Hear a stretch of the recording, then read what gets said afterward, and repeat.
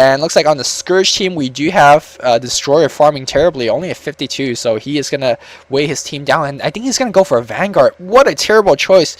I mean, Vanguard's 2k, but with 2k I think you could make really like headweights if you get an Ogre Axe and work towards your BKB. A BKB on Destroyer is just not bad at all, but I think because he's just really like, I don't know, there's really no reason why you get a Vanguard like at all, because even if you get extra HP, they will just focus on Destroyer. They killed him anyways. I think a BKB will help out immensely against all these stuns. Keep in mind, they have nothing. They have nothing on BKBs. All these stuns are blockable via BKB. So I have no reason. I have no idea why XtC so is not making BKB. So a little bit baffled by that. Or maybe he's just getting Style Shield for the block. But that is a really bad choice too. Music at last hitting like a nub. Really, I hope it's due to lag. He's a really great player. I'm not sure why he's last hitting horribly. He's only at 54 CS, 22 minutes with BOT Tinker. Dude, BOT Tinker should be at like 140, 150 by now, because his ability to global TP with Martian Machine and farm like a madman. But he is sitting at 2500 gold due to his 6, 4, and 8 stats and a lot of tower. So he's not doing too bad. We do see the Venge at 23 CS, more than what she usually has, because she was CSing at the bot lane for a while. She does have 7 assists, which contributes to this Staff of Wizardry. I will jump for joy if that is a Force Staff, because y'all know Force Staff is my favorite item in Dota. Nikolai farming like for his entire team, sitting at 122 CS. We do see a Vanguard and a Mecha. A little bit of too defensive. Well, I guess not defensive enough. I would think a pipe instead of the Vanguard would help out against all these magical damage. And you know, Mecha's not bad either, so I really like Mecha. And finally, we do see a Lion actually with his 527 stats and 28 creep kills does have a Blink Dagger, so that Tri-Lane Lion actually got a Blink Dagger through his kills, so that's not too bad, not too bad. Warding wise, we do see the Sentinel with, let's see how many wards. The Sentinel has 12 wards in total and 12 wards in total as well, but I really like this ward distribution coming from the Scourge a little bit better, because they're splitting it very evenly, and this allows both the Lion and the Venge to get some items. Instead, we do see the Witch Doctor have absolutely 0 items, and the TIE Hunter doesn't have that much item as well. I think whatever item he's gonna get, he's saving up some gold, so I think he might be going for a Blink Dagger, which is not too bad. The initiating power is in the favor of Sentinel at this point. But let's see how they're going to play throughout that mid game. Sentinel is going to get pushed on the top lane. I don't think they will be pushed in, because they have huge amount of AoE. Invoker just could, you know, throw down Meteor, and there you go. That push is gone. So we'll see. We do see a lot of conversions going to mid lane. Oh, come on. Execration Sven. Have some map awareness, please. He's getting chased, and I'm going to drink some water.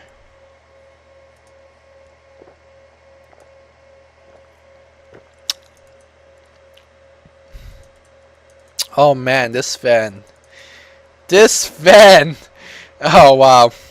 A little bit of unnecessary ulti and unnecessary ulti coming from the Demon Witch, but it's better to get a kill than not get a kill, right? So actually that was pretty necessary, because Sven got BKB, so Sven in theory could have walked out if he was not killed in that chain stun. So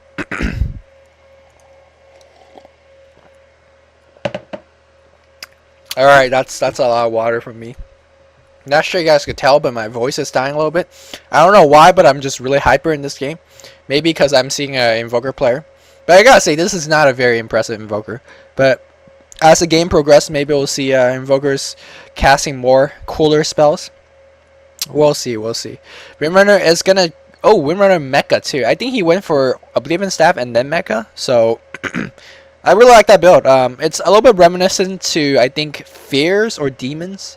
One of their two is built on Clings, where, oh, looks like there's going to be a gank going on the Windrunner. There's a Blink, and they are going to Blink Impale, but no Finger of Death, though. We do see Tinker trying to cool down with spells, and it's going to get a missile off, but not enough damage for the kill. And this is the power of the Mecha Windrunner. Almost impossible to gank without, like, 3 heroes.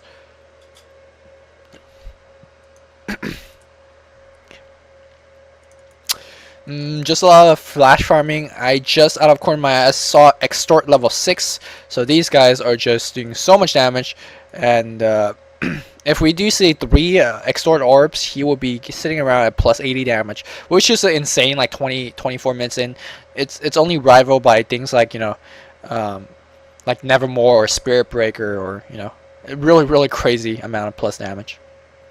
Both teams content to farm. Damn, look at Blue's wards. Wards absolutely everywhere, really everywhere. I really like this quantity amount of wards, but I don't like this quality of wards. These wards are not too helpful, especially this one. But I think he thrown it down when they were getting pushed. But I don't like, these wards are absolutely everywhere. It's like crazy. Like there's an arc, but not this arc, but like this arc. Anyways, that was a DCDH4 reference if you actually watch DCDH number 4. Anyways, which by the way, right? I make DCDH and I say a lot of helpful things in a commentary, or at least I think they're helpful. But and people watch those videos because I see a lot of view counts on them, and I always hear people be like, "Hey Lumi, I watched your video, it was really helpful." Blah blah. I always hear those messages, right? But then in the in-house that we play in Dota commentaries, they just be like, "Okay, Luminous, where'd I ward?" I'm like, dude, I spent a fucking hour making DCDH number 4, dude. Anyways, we do see a big team fight coming in, and let's see if they're going to defend. Martian Machine is, by the way, a huge-ass defender, but the Inferno, or not Inferno, the Meteor was just a little bit. But he is going to take a Stormbolt. He might be in huge trouble. A 4-staff coming from the bench, and a swap. What a baller bench here. But we do see a Time Turret coming in, and he's going to get everyone, so that was a little bit poor position coming in from Surge. We do see Ultimate coming in from Destroyer, doing a lot of damage. There's a Ghost, there's an Ice Wall, really badly positioned Ice Wall, but they are preventing the enemy from chasing. Really low level Ice Wall too. Maybe just timed out there. And the reason I say that was a really bad position Ice Wall, do I have time to say this? Is there going to be another team fight here?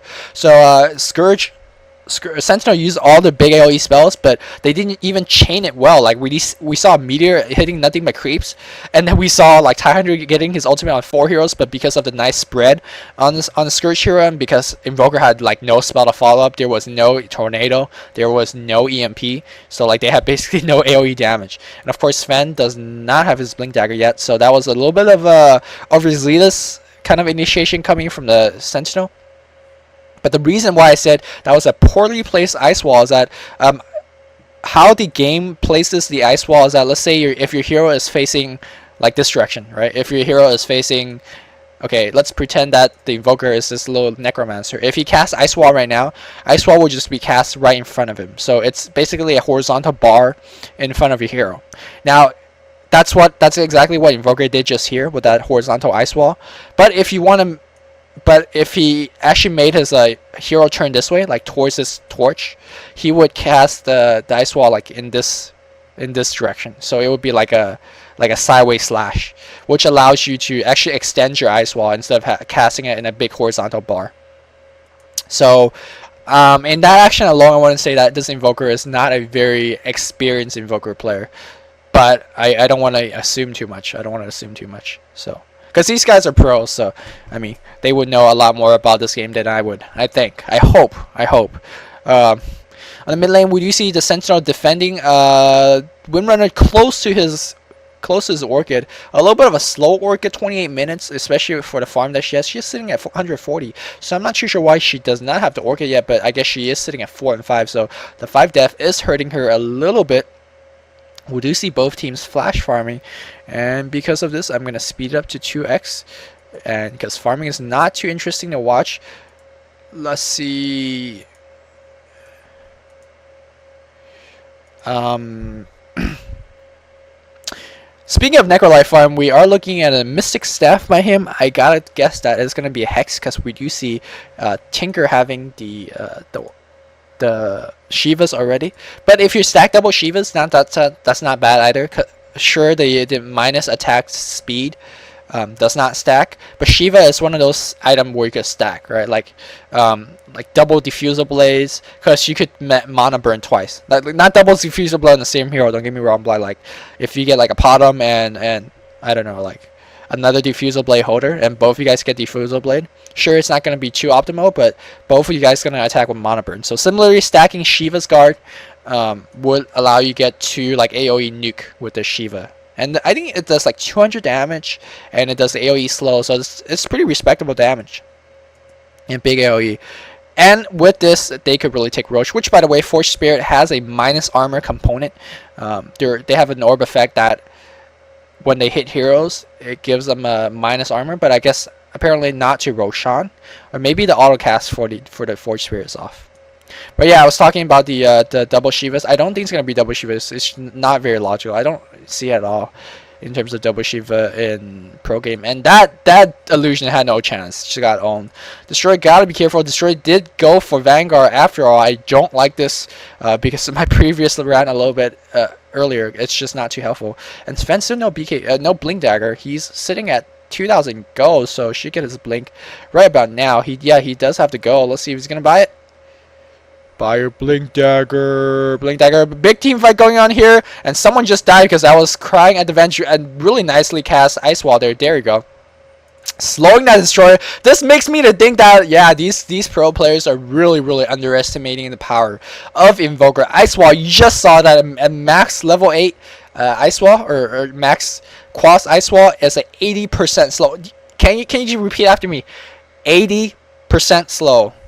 And a humongous AoE, 80% slow. That is just fucking insane. A fully charged upheaval, and you guys know how crazy upheaval is. It's not 80% slow. Like, this is, yeah.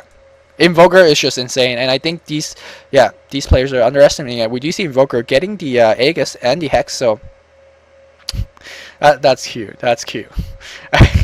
That is cute. Okay. We want to bottom lane. We do see initiation coming in. BKB, yeah, which by the way, Shiva does go through BKB, or actually you could slow them, so that's pretty cool. And not giving Trace, I'm not too sure why he even uses BKB there. Yeah, no Hex on the Tinker, so okay.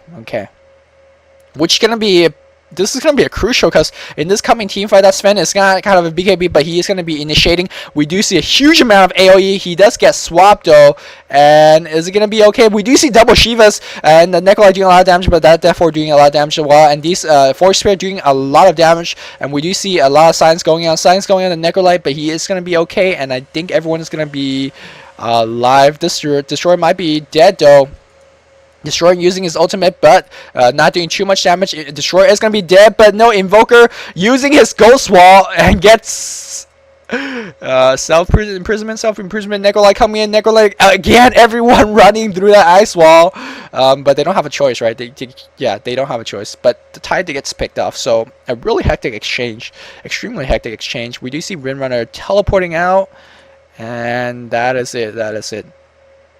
So definitely these guys are, I mean, those ice walls aren't really like expertly placed, but if your enemy's gonna run into them regardless, then it doesn't matter, right? So I guess this really shows XtC, you know, I guess either don't understand Invoker or really underestimating it, and neither is a good thing they should do. We do see Cold Snap Meteor just doing a lot of stun damage, really great stunning coming from Invoker now, and this Nikolai have no chance against 4 heroes and like absolutely like 18 stuns coming from Invoker alone.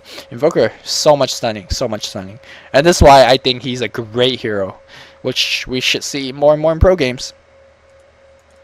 Oh yeah, I was talking about the double Shivas. I was just talking in like dairy crafting, but I can't believe they actually did it.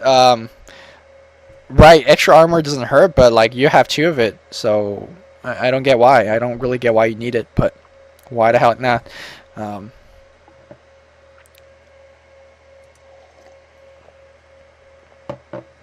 Scourge mounting up another push. We do finally have Blink BKB on the Sven, and hopefully he could actually get a proper initiation this time. Blinking against like this again, very backbeing. That Venge is absolutely a very good swap, but that Windrunner is saves. Oh no, we do have a nice power shot picking up the Tinker, and the Venge falls down as well. So really, again, over ambitious TP on the tower. That's the second time they have done it.